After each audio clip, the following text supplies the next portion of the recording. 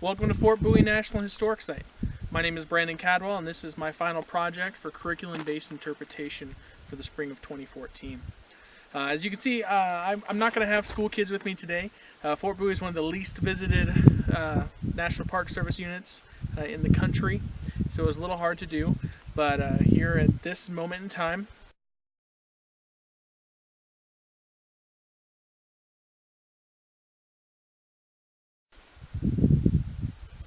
you will have seen all of my some of the curriculum-based standards that I'm trying to meet for these Arizona school kids, and we'll see if I can hit and meet those requirements as we go forward. Fort Bowie is a place that is one of the best examples of a clash of cultures, of a people trying to maintain their homeland and that of another trying to tame the Wild West, land that they had never known before, and what it was to go out and really claim Manifest Destiny.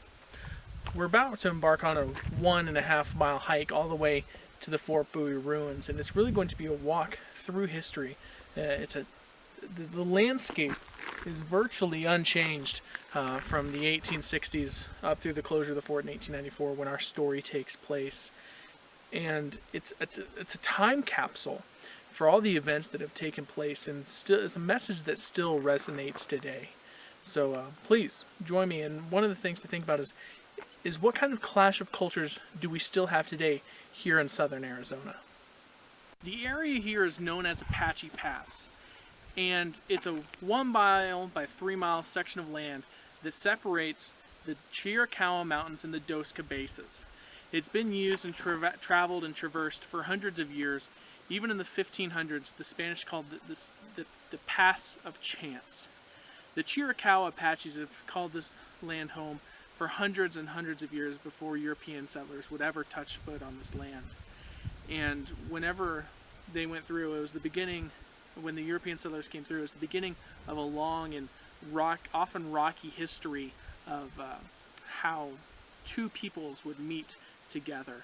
The Spanish called it, the Pass of Chance, because depending on the relations at a time, it would greatly affect whether you'd have safe passage, or by the Pass of Chance would indicate that of an equal reaction of hostility from the Chiricahua Apaches. Okay. Though the Apaches had been through this area and then the Chiricahua Mountains for hundreds of years, our story really takes place in the second half of the 19th century.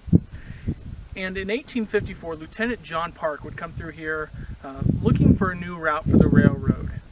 And this would be the beginning of a consistent appearance of white settlers on the western frontier here in southeast Arizona. It would be a regular occurrence for the Chiricahua Apaches to see for the first time in their life.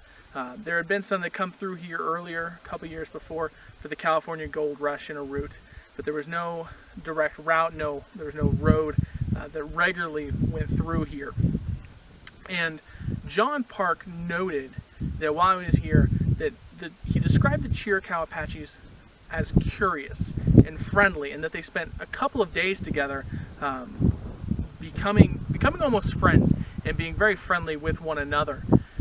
But it was a language barrier that's going to cause much of the clash and the friction later on. But I want you to think, is that something that we still experience today? Can a barrier of language cause miscommunication and troubles when they may not have otherwise existed? And please give that a thought as we move to our next station. It is in this same valley as John Park was in that the Bascom Affair took place. It took place in February of '61 and would lead to an 11-year war. Lieutenant George Bascom, a recent graduate from West Point, one of the most prestigious military academy in the country, shortly after graduation is sent out west. Not the most glorious of outposts. But shortly thereafter, a young boy named Felix Ward and livestock are kidnapped, and he is put in charge of it. So he and 54 other men go out, and they are told to return with the boy under any circumstance necessary. And so during this, they're tracking, where the livestock and horses have been. It kind of ends near the Chiricahua Mountains. And so he assumes it's the Chiricahua Apaches specifically without any other thought. And so he demands a meeting with Cochise, the leader of the Chiricahuas at this time, one of the most important and magnificent leaders in their history, which is why our county is named after him. And so they meet a couple days later, and he tells them that he doesn't have the boy, he doesn't have the livestock, be willing to help find them. He'd had good relations with the government in the past, but that he didn't take him this time. But George Bascom, being young and just brash and very much of pride, decides to take Cochise and everyone that he brought with him into that tent hostage until they got the boy back. Cochise takes out a knife, rips a hole in the tent, and escapes on this hill behind us and goes up through it. The military at that time starts shooting at Cochise, but their guns weren't loaded beforehand. They were not expecting this kind of discourse in the meeting. But 16 days would go by. Both sides would take hostages and they would kill them out of vengeance. They would just make them more bitter and more angry. And it would lead to this 11-year war. And that is the beginning in 1861 that really defines what is coming as a decades-long war with the Apaches in this area. Alright, here we have the ruins of the Butterfield Overland Stagecoach Station. In 1857, a gentleman by the name of Butterfield wins a contract to deliver the U.S. mail from St. Louis and Memphis to San Francisco. It's a 2,800-mile route, and he gets the mail delivered in 25 days. And they'd also take passengers for $200, not including meals. And during this time, they would race across the country, oftentimes covering more than 100 miles a day. And as passengers went across, they typically noted not sleeping for 3 days, but after that, you'd sleep like a baby just out of pure exhaustion. It was such a rough ride. And with the development, not only of this company, but the road, it developed the first interstate, if you will, of settlers coming through this area that would encounter the Chiricahuas on a very regular basis. But for the beginning stage, when things were slow, Cochise and the other Chiricahuas would come down, and they'd be very friendly, and they would joke with the stage tenants and those that would come by, and often trade firewood for gifts. But the Butterfield would not last long, as they did not anticipate the coming of the Civil War as it went through Oklahoma, Texas, New Mexico, and Arizona. Many of those would become Confederate states or territories, and it kind of put an end to what Butterfield would say, nothing, by God, nothing will stop the United States mail. We stand in an area that is now hallowed and sacred ground.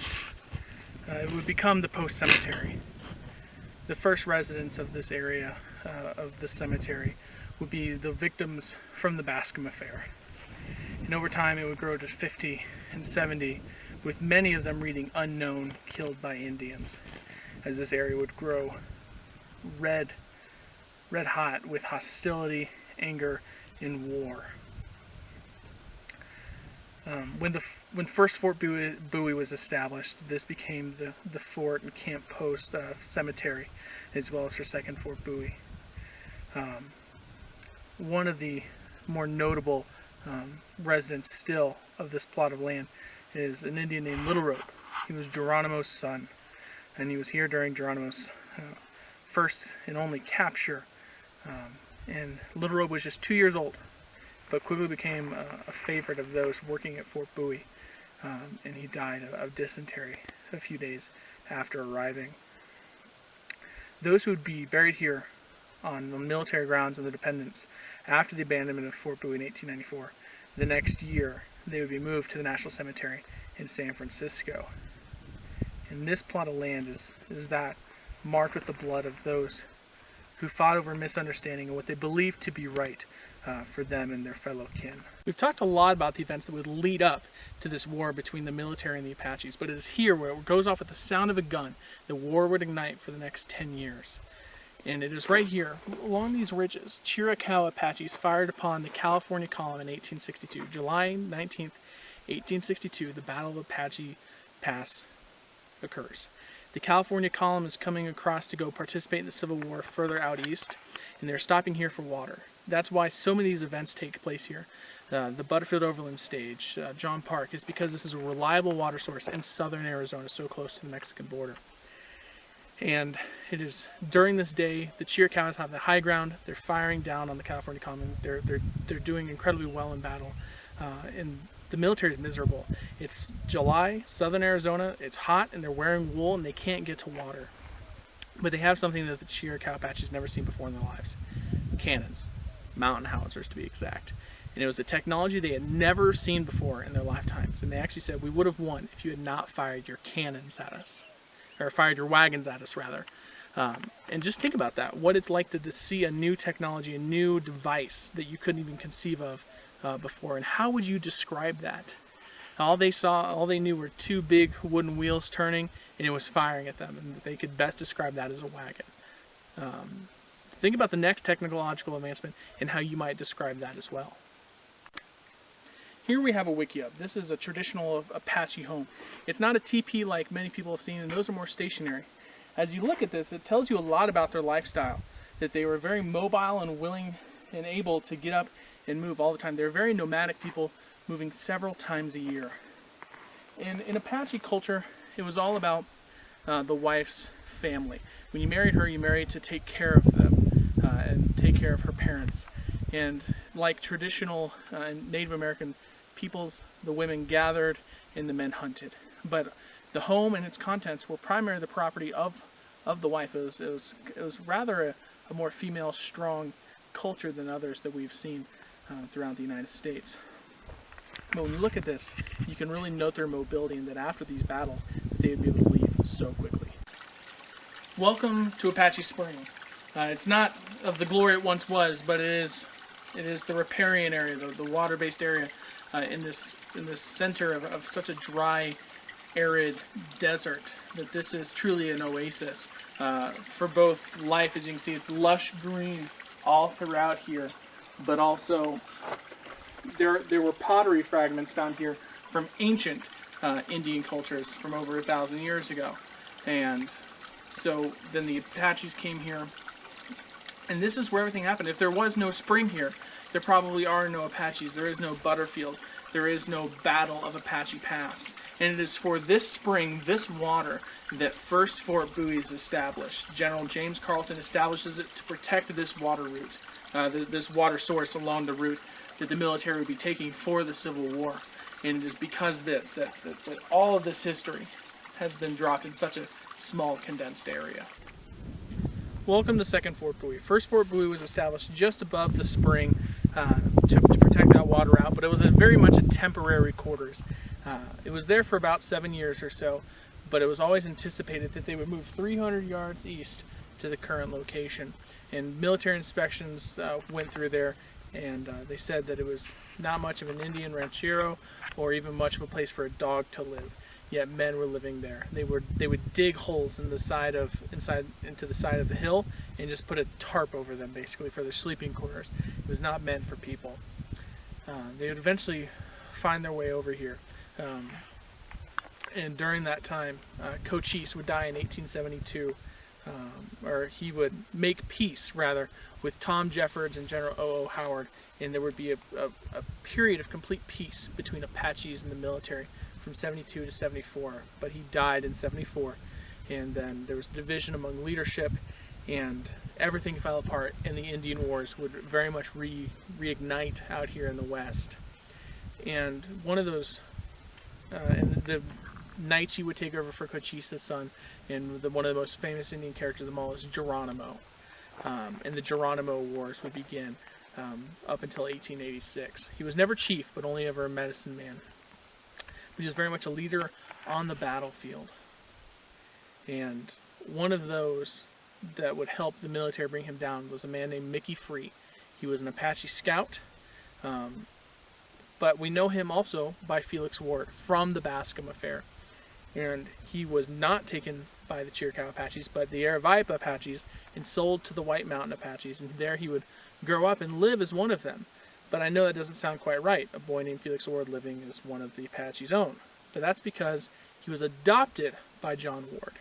He was actually half Hispanic, half Apache, and later on would be a U.S. scout for the military and even an interpreter for the military on an Apache reservation north of here.